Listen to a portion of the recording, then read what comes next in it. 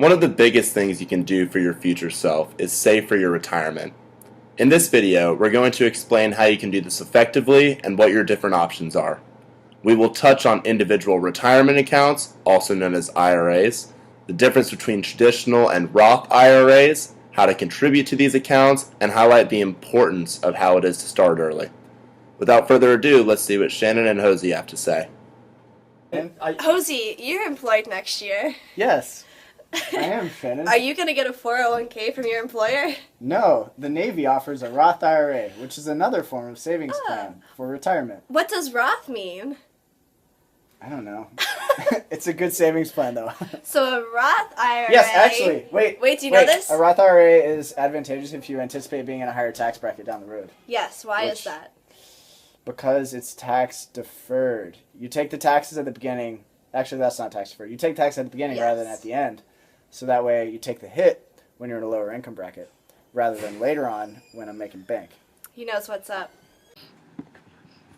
Hosey had a pretty good grasp on what a Roth IRA is. Now, 401ks can also be either Roth or traditional.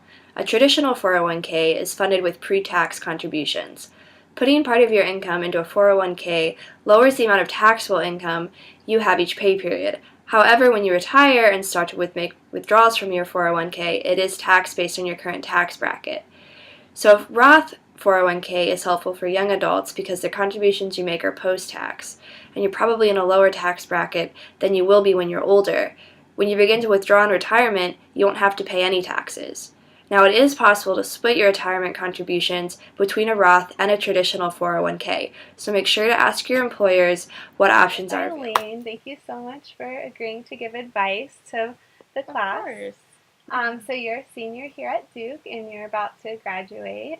Yes, I as you am. all are. So you have a job lined up. Do they offer 401ks? They do. Oh, that's great. Yeah. So I have just a few questions for you. So how much do you recommend that people contribute to their 401ks? Do you think you'll stick to a minimum limit, or what will you do you think? Yeah, that's a good question. I would say everyone, there are a few different options. I'd recommend starting off around the minimum, around 1% or so. Okay. So that it doesn't seem as that large of a chunk from your paycheck. Yeah. And then gradually, maybe as you're making more money, things like that, and get more accustomed to it, working your way up and investing more so that you can eventually match. Oh, so it's very gradual as you exactly. increase your salary. That's great advice. Thanks, Eileen.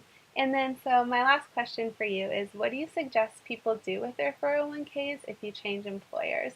So I know now we're just coming out of college, we see this one job, but are we really going to have the same job in 10 years? What do we do?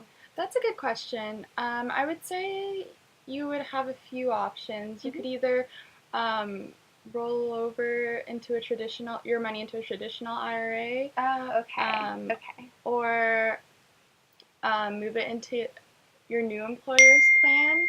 Sometimes, if your old employer will let you, you can keep your balance with their plan still. Or another possibility would be to take it out in cash, but I would recommend not doing this because there are penalties that come with that. Don't withdraw cash. Yeah, but the other three are good options. Mm-hmm. Okay, well, thank you so much, Eileen. Good luck on your new job. Thank you. So what kind of penalties was Eileen referring to? Well, there's actually a 10% early withdrawal penalty, and you'll have to pay federal and possibly state income tax on the amount. And additionally, your employer is required to withhold 20% of your distribution for federal taxes. So really, your cash payout would be way less than you were expecting. So it was great advice from Eileen. So I'm with Julia Jonko, a senior here at Duke. So I have a few questions for you as an expert in 401ks. So when do you advise people to start enrolling in them? Right away, whenever your company allows you to start enroll. Oh, okay. Good advice. So how many 401ks do you suggest that people have? So there's no legal limit, but you can only add new money to the 401k that's under your current employer. So I suggest consolidating old 401ks into your current one or into an IRA. Okay. And why do you suggest that people should consolidate? It'll be easier to monitor the investments and have more control over the accounts. That makes sense. Okay, so one last question for you. So how much do you advise people to contribute to their 401k? So I would at least match whatever your company is offering. but try to put in as much as you can. I would do all that you can right now to support yourself and not live too extravagantly so you can save as much as you can for your future.